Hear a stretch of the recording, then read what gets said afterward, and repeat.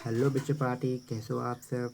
आज की वीडियो में बात करने वाले हैं chapter number 1 reproduction in organism, जो कि बोर्ड एग्ज़ाम के लिए बहुत बहुत इम्पोर्टेंट है। क्लास 12 का biology chapter 1 reproduction in organism जीवों में जनन बहुत इंपॉर्टेंट है। चलिए इसको हम पढ़ते हैं। इसमें जितने भी पॉइंट्स लिखे हैं आप सभी को अपने नोट्स बुक में इसको पूरी कंप्लीट तरीक़ा से लिखना है और इसको पूरा याद करना है। डायरेक्ट क्वेश्चन आते हैं यहाँ से भाई। चलो ये स्टार्ट करते हैं। इस पाठ में सभी प्रकार के जीव जंतु में पाई जाने वाली जनन की प्रक्रिया को बताया गया है। ठीक है, मतलब in this chapter the process of reproduction in any organism has been explained. मतलब इस चैप्टर में जितने भी प्रकार के जीव जंतु होते हैं उस सब में जो पाई जाने वाली जो जनन की प्रोसेस है, जो रिप्रोडक्शन प्रोसेस है, उसको बताया गया है। ठीक है, अब आगे बढ़ते हैं। जनन प्रक्रिया की आवश्यकता क्यों पड़ती है? क्योंकि नई पीढ़ियों के निर्माण के लिए हमें जनन प्रक्रिया की आवश्यकता पड़ती है। Reproduction is important for the continuation of generation. Okay, ये भी याद होनी चाहिए हमें। तीसरा पॉइंट जो आता है, क्या आता है तीसरा पॉइंट? पीढ़ियों में लगातार जारी रहने से विकास की संभावना देखी गई है। ठीक है, अगर पीढ़ियों में लगातार जारी रहने के लिए हमें क्या देखी जाती है? विकास की संभावना देखी जाती है। Due to continuation of generation evolution is possible. पृथ्वी पर पाई जाने वाली विभिन्न प्रजातियों के अनुसार जनन को 3 भागों में बांटा गया। पृथ्वी पर पाई जाने वाली जितने भी प्रजातियां हैं उनके अनुसार जनन को कितने भागों में बांटा गया? 3 भागों में। Sexual reproduction, vegetative propagation and sexual reproduction. ठीक है, अब इन तीनों को बात करते हैं। लैंगिक जनन, कायिक प्रवर्धन और लैंगिक जनन। ठीक है, इन तीनों को बात करते हैं। चलो, पहला जो आता है हमारा क्या है? पहला आता है हमारा सेक्सुअल रिप्रोडक्शन, मतलब अलैंगिक जनन क्या है। ठीक है, तो अलैंगिक जनन निम्न वर्ग के पौधे और जंतु तथा सूक्ष्म जीवों में पाया जाता है। ठीक है, अब देखो, sexual reproduction is mostly found in lower group of plants, animals and micro organism. इस विधि में निम्नलिखित विशेषताएं बताई गई है। इस विधि में बहुत सारे विशेषताएं, हम कुछ निम्न विशेषताएं उसको देखते हैं क्या होती हैं। ये सेक्सुअल रिप्रोडक्शन में इसकी जो फीचर्स है उसको देखते हैं। सबसे पहली फीचर्स आती है हमारा यूनिपेरेंटल। यूनिपेरेंटल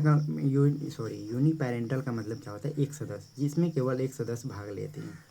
एंड सेकेंड जो होता है, इसमें कोई चांस, फर्टिलाइजेशन का कोई चांस नहीं होता है, इसमें निषेचन नहीं पाया जाता। ये दूसरा पॉइंट। तीसरा पॉइंट, इस जनन से निर्मित होने वाली संतान को हम क्लोन कहते हैं। क्लोन जो कि एग्जैक्ट कॉपी होती है, फोटोकॉपी होती है, यानी जो न्यू स्पीसीज होती है जिसको हम ऑफ स्प्रिंग भी बोलते हैं। ये प्रोड्यूस बाय दिस मेथड, यानी जो इस मेथड यानी अलैंगिक जनन से जो प्रोड्यूस करता है उसको हम क्या कहते हैं? क्लोन कहते हैं। जो कि जनन से निर्मित होने वाली संतान को क्या कहते हैं? क्लोन कहते हैं, जो कि समजात कहा जाता है इसको हिंदी में भी। ठीक है, चौथा जो नंबर जो फीचर क्या है कि क्लोन जो होती है बाहरी तथा आनुवंशिक रूप से बिल्कुल एक समान होता है। यहाँ से हमारा ऑब्जेक्टिव क्वेश्चन बनते हैं। तो the clones are morphologically and genetically क्या होती है? सिमिलर होती है। चलिए आगे बढ़ते हैं। एक आपको होमवर्क क्वेश्चन दिया जा रहा है, इसको आपको घर पे करना है एंड कमेंट में इसका प्रॉपर आंसर देनी है। प्रश्न क्या है हमारा? अलैंगिक जनन क्या है और इसकी विशेषता लिखें। What is a sexual reproduction, right it's characteristic, है ना। इसका जो भी विशेषता आपको लिखना है।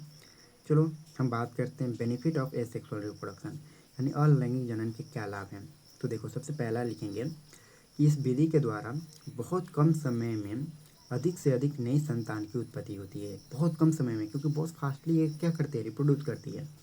इस विधि के द्वारा शुद्ध नस्ल की प्रजाति का निर्माण होता है। इस विधि से, इस प्रोसेस से हम क्या कर सकते हैं? सेम नस्ल की प्रजाति जो होती है उसको हम फॉर्मेशन कर सकते हैं, निर्माण कर सकते हैं।